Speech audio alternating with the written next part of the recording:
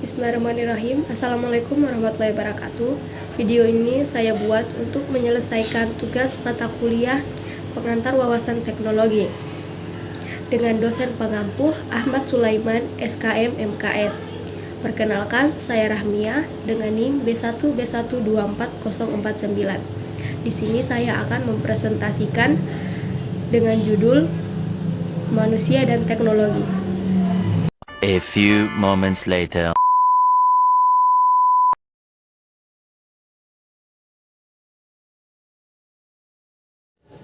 Materi pertama yang akan saya sampaikan adalah teknologi.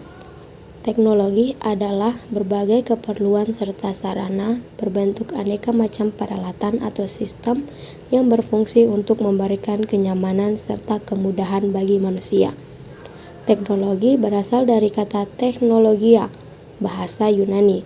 Techno artinya keahlian dan logia artinya pengetahuan. Pada awalnya, makna teknologi terbatas pada benda-benda berwujud seperti peralatan-peralatan atau mesin. Seiring berjalannya waktu, makna teknologi mengalami perluasan. Ia tidak terbatas pada benda berwujud, melainkan juga benda tak berwujud. Semisal perangkat lunak, metode pembelajaran, metode bisnis, pertanian, dan lain sebagainya. Teknologi didefinisikan sebagai suatu entitas benda atau bukan benda yang sengaja diciptakan secara terpadu melalui proses pembuatan pemikiran untuk mencapai suatu nilai. Berikut pengertian teknologi menurut para ahli. Menurut M. Mariono, teknologi adalah perkembangan dan penerapan berbagai peralatan atau sistem untuk menyelesaikan persoalan-persoalan yang dihadapi manusia dalam kehidupan sehari-hari. Teknologi adalah keseluruhan metode yang secara rasional mengarah dan memiliki ciri efisiensi dalam setiap kegiatan manusia. Menurut Gary J. Anglil, teknologi merupakan penerapan ilmu-ilmu perilaku dan alam serta pengetahuan lain secara bersistem dan mensistem untuk memecahkan masalah.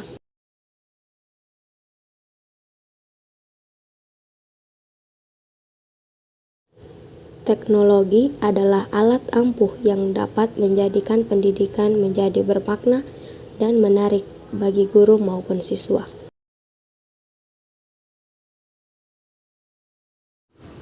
Materi selanjutnya adalah hubungan manusia dengan teknologi. Manusia dan teknologi adalah dua kata yang tidak bisa dipisahkan pada era modern pada saat ini. Kita tahu bahwa perkembangan teknologi yang sangat pesat saat ini seakan-akan memudahkan dan memanjakan manusia dalam menjalankan aktivitas kehidupannya. Hubungan manusia dan teknologi ini bisa ditemui di setiap aktivitas yang kita lakukan. Manusia tak pernah lepas dari sebuah teknologi, sehingga teknologi saat ini merupakan bagian dari kebutuhan pokok yang harus dirasakan dan dinikmati manfaatnya. Teknologi pada intinya adalah alat-alat ciptaan manusia yang ditemukan untuk memudahkan manusia menjalankan aktivitas kehidupannya. Fenomena perkembangan teknologi dan manusia saat ini, yaitu teknologi sebagai gaya hidup, merupakan sebuah kiasan bagi manusia itu sendiri sebagai pengguna teknologi. Banyak dari manusia yang mengikuti perkembangan teknologi. Pada dasarnya, mereka hanya ingin menyesuaikan kebutuhan hidupnya dari manfaat perkembangan teknologi itu sendiri. Dapat dikatakan, penggunaan teknologi itu bergantung dengan kebutuhan pengguna itu sendiri. Sehingga karakter benda teknologi yang digunakan oleh seseorang adalah cerminan dari gaya hidup orang itu sendiri.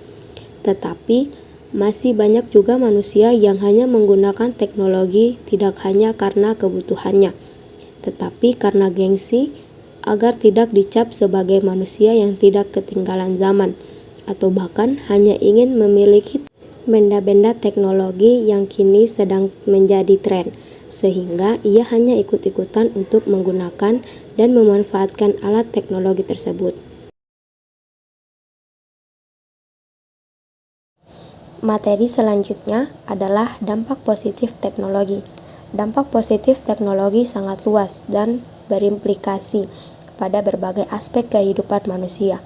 Berikut adalah beberapa contoh dampak positif teknologi yang dijelaskan secara rinci. 1. Akses informasi yang mudah. Teknologi, terutama internet, telah memberikan akses yang lebih mudah dan cepat kepada segala jenis informasi. Orang dapat mengakses berbagai sumber informasi dari berbagai belahan dunia dengan cepat dan efisien. Hal ini sangat memudahkan proses belajar, penelitian, serta pengambilan keputusan. 2. Diagnosis medis yang lebih akurat. Dalam bidang kesehatan, teknologi medis telah meningkatkan diagnosa, pengobatan, dan perawatan kesehatan secara akurat. Alat pencitraan medis seperti MRI dan CT scan memungkinkan dokter untuk mendeteksi penyakit lebih cepat dan lebih akurat, sehingga meningkatkan angka harapan hidup. 3. Komunikasi yang lebih efektif. Teknologi komunikasi telah mengubah cara orang berkomunikasi. Platform media sosial, aplikasi pesan, dan video call memungkinkan orang untuk tetap berhubungan dengan teman, keluarga, dan kolega, bahkan dari jarak jauh. Hal ini memperluas komunikasi dan memungkinkan pertukaran informasi yang lebih cepat dan lebih luas. Materi selanjutnya adalah dampak negatif teknologi. 1. Ketergantungan berlebihan. Penggunaan teknologi yang berlebihan dapat menyebabkan ketergantungan, terutama di kalangan generasi muda. Ketergantungan ini dapat mengganggu keseimbangan hidup. 2. Pengurangan interaksi sosial. Meskipun teknologi memudahkan komunikasi, ia juga dapat mengurangi interaksi tatap muka. Banyak orang lebih memilih berkomunikasi secara virtual daripada bertemu langsung, yang dapat menurunkan kualitas hubungan sosial dan kemampuan bersosial. 3. Gangguan kesehatan.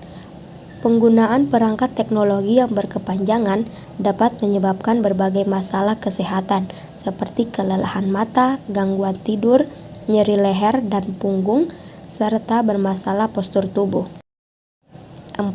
Gangguan kesehatan mental.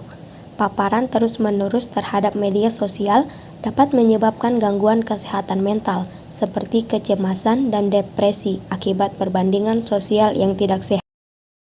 5. Dampak lingkungan. Produksi perangkat teknologi memerlukan sumber daya alam yang besar dan menghasilkan limbah elektronik yang sulit didaur ulang serta berbahaya bagi lingkungan. Konsumsi energi dan daya center juga menambah beban lingkungan. Selanjutnya, saya akan memaparkan materi tentang generasi Z dan teknologi. Generasi Z yang lahir antara tahun 1997 dan 2012 tumbuh dalam era digital yang sangat dipengaruhi oleh teknologi. 1. Digital native. Generasi Z dikenal sebagai digital native, yang berarti mereka tumbuh dengan akses instan ke teknologi canggih seperti smartphone dan internet. 2. Keterampilan teknologi. Mereka memiliki keterampilan digital yang kuat, memungkinkan mereka untuk mengakses informasi, berkomunikasi, dan berkolaborasi secara efisien. 3. Tantangan kesehatan mental. Meskipun memiliki banyak keuntungan dari teknologi, Gen Z juga menghadapi tantangan kesehatan mental akibat tekanan media sosial, seperti kecemasan dan depresi. Apa yang harus dilakukan jika teknologi mulai mengambil alih kehidupan manusia? Jika teknologi TDA atau teknologi digitalisasi dan automatisasi memberikan dampak positif kepada manusia, tetapi juga mengambil alih banyak aspek kehidupan manusia, maka kita perlu mempertimbangkan beberapa hal untuk menyeimbangkan perkembangan teknologi dengan kesejahteraan manusia. Langkah yang dapat dilakukan yaitu kesadaran tentang dampak sosial.